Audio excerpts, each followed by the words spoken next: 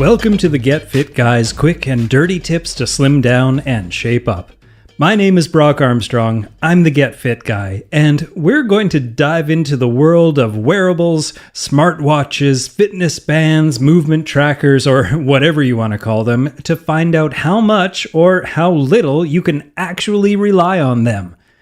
Cool devices like the Apple Watch, Fitbit, and the nearly ubiquitous Garmin Forerunners, at least at my local running group anyway, well, they aim to track your biometrics like heart rate and calories burned, along with various other fun variables like pace, vertical oscillation, and elevation.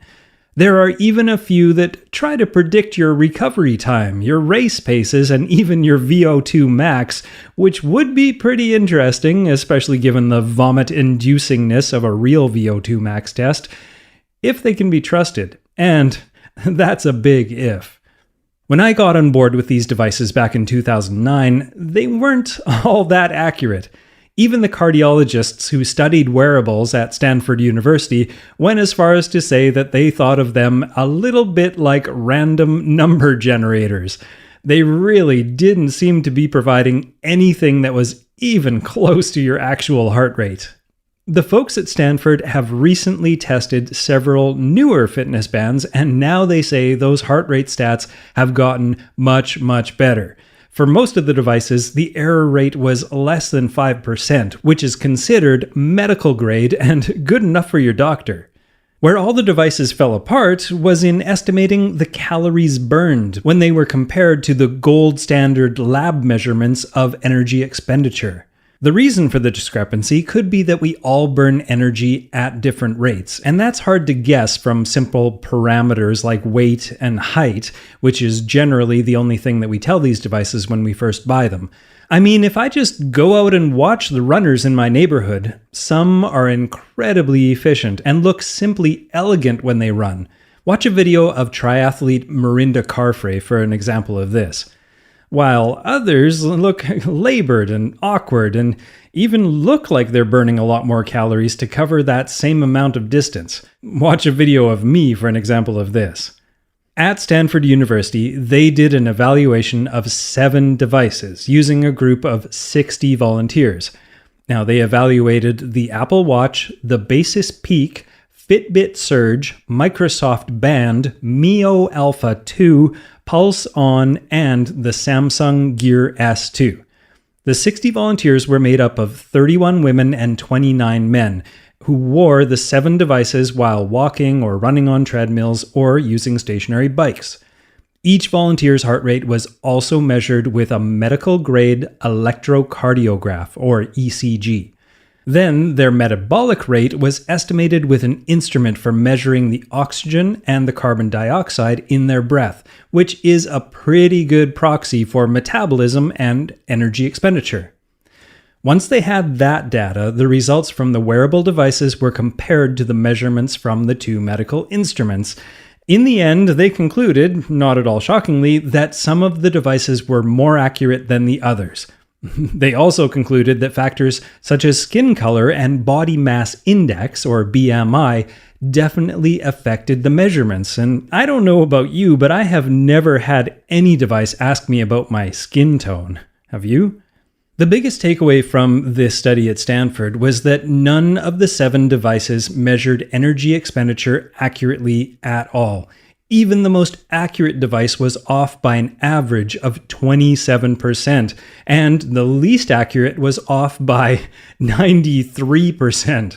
I mean, that's basically me throwing darts at some graph paper that I stapled to the wall, and I am not a good dart player. The researchers said the manufacturers may or may not test the accuracy of these devices thoroughly, and it's hard for consumers to know how accurate such information is or the process that the manufacturers used in testing these devices. The heart rate measurements performed far better than expected based on previous versions of the devices, but again, what was truly surprising was just how crappy the energy expenditure measures were. So the take-home message appears to be that a user can pretty much rely on a fitness tracker's heart rate measurements, but basing the number of donuts you can eat on how many calories your watch says that you burned is not really a great idea, any way you dip it. Okay, let's dig back in. Back in May 2016, a reporter for The Big Crunch did a fun experiment. Well, fun for us nerds, that is. He wore 10 different trackers all at once and took them through their fitness paces. He did this in a response to people actually suing Fitbit, saying that their devices didn't track the data accurately enough. Well, the reporter went to an electronics store and purchased a bunch of devices like a Fitbit, a Garmin, Polar, Misfit, Jawbone, and Withings. He also borrowed another Fitbit and 2 Apple Watches from some, I would say, very trusting friends. He then ran the devices through 3 specific tests: step counting, heart rate measurement, and total distance traveled. Now, he was the first to admit that this wouldn't qualify as a scientific study, but he still tried to be more thorough than, well, most of us would be. I have to give him that. If it had been me, I likely would have given up the minute the clerk at the Best Buy showed me the bill. The results were, as he put it, depending on your perspective, either quite variable or pretty close, whatever that means. So let's look at his first test, step counting. He did 2 different tests for step counting. In the first, he wore all the devices for a couple of hours, doing a variety of tasks. And in the end, the step totals varied widely by more than 20%. And, well, that's pretty significant when you consider that most people often have a goal of getting to 10,000 steps per day. With the chance of a 20% inaccuracy rate, well, one device might show 10,000 steps while another shows around 8,000. And, well, that's not cool, man. Not cool at all. In the second test, he counted 500 steps out loud, and I can't help but picture someone following a treasure map when I envision that.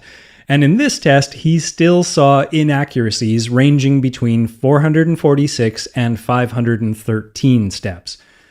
The most accurate device apparently was the Fitbit Charger HR, which actually showed 505 steps. Interestingly, another Fitbit, a cheaper version, showed only 486 steps. So you get what you pay for, even within the same company. Now, the second test he did was heart rate measurement. To test the heart rate, he pedaled on a stationary bike to get his heart rate up to a consistent 140 beats per minute.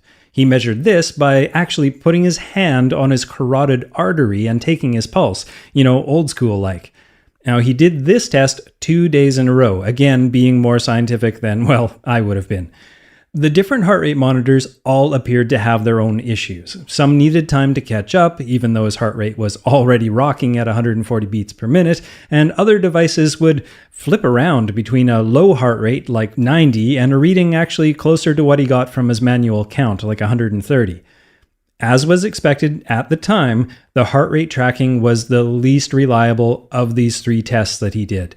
The closest devices were the 2 Apple Watches. Both of them read 137 and 134 beats per minute, which is pretty darn close to the manually counted number. Now, the third test that he did was total distance traveled.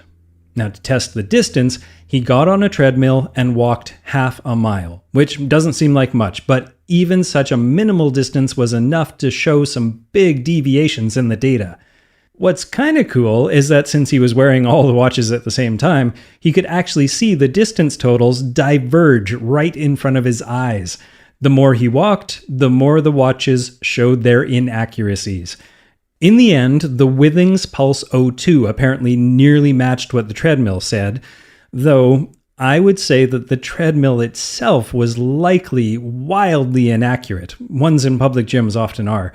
And if that's the case, then who knows which device was actually right. In the end, what I take away from all this is that maybe the best thing to do is to simply use these devices for relative comparisons. You need to commit to using one device and stick to it. The direction of the trend is more important than the number itself. Now, just like a daily weigh-in on your bathroom scale, the number that you see each day is not as important as the overall trend is. Now, I don't know about you, but when I weigh myself, I use the same scale that I've had for about 7 years. I get out of bed, I go to the bathroom, I empty my bladder, and before I have my coffee or my breakfast, I strip down to my birthday suit and I get on the scale. I aim to be as consistent as possible, and I don't concern myself with the actual pounds, kilos, or percentages, but rather I wait until the data is uploaded to my fancy charting software to see which way I'm heading. To further illustrate this, I recently had 2 different DEXA scans done, and both times, both technicians at the labs said that they had never in all their years of doing these scans seen anyone with a single-digit body fat percentage. While a friend of mine had a magnetic resonance imaging, an MRI, done that showed he was something close to 3% body fat. And to drive the point home even more, even my own measurements between my Tanita electrical impedance scale and the DEXA scan showed a difference in body fat percentage of 3% within a 3-hour time frame. How is that possible? But even a spokesperson from Garmin said that it's about the individual's relative gain, and that Garmin activity trackers are designed to help users develop healthy habits and motivate them to beat yesterday. A representative from Fitbit stood by the company's research and product testing, but cautioned against putting too much stock in the exact figures. Polar pointed out that physical activity comes in many forms, each of which can provide benefits, and what's important to remember is that the reason we're tracking steps isn't just for the sake of tracking them, but ultimately because it's about achieving a better fitness result. Another company, which declined to be named, suggested that there's always going to be a variation for each statistic. For steps, some devices treat hand movements differently, so if people are waving their hands a lot during the day, well, they might get credited differently depending on the device. So I guess it kind of goes without saying, but these tests are pretty big strikes against the wearables, at least for energy burn tracking. So if you're doing your best to count every last calorie, which I honestly do not advise, definitely don't take your wearable's word for it. Whether or not my Garmin, my Apple Watch, or my bathroom scale is truly giving me accurate data, I'm still more interested in seeing my numbers improve than I am in putting a lot of stock in whether I burned precisely 400 calories, ran exactly 3.10686 miles, or 5K, or that fat truly makes up 12.23% of my body. When I see my scale display 11%, I will celebrate, not because of the actual number itself, but because I am moving in my desired direction. Now, if you have any questions about wearables or smartwatches or anything like that, make sure to join in the conversation over at facebook.com/getfitguy or tweet to me at twitter.com/getfitguy or go to quickanddirtytips.com and look for this episode 347. Now, my name is Brock Armstrong, and I am the Get Fit Guy, asking you, what are you waiting for? Go get fit. Just don't believe everything your watch tells you.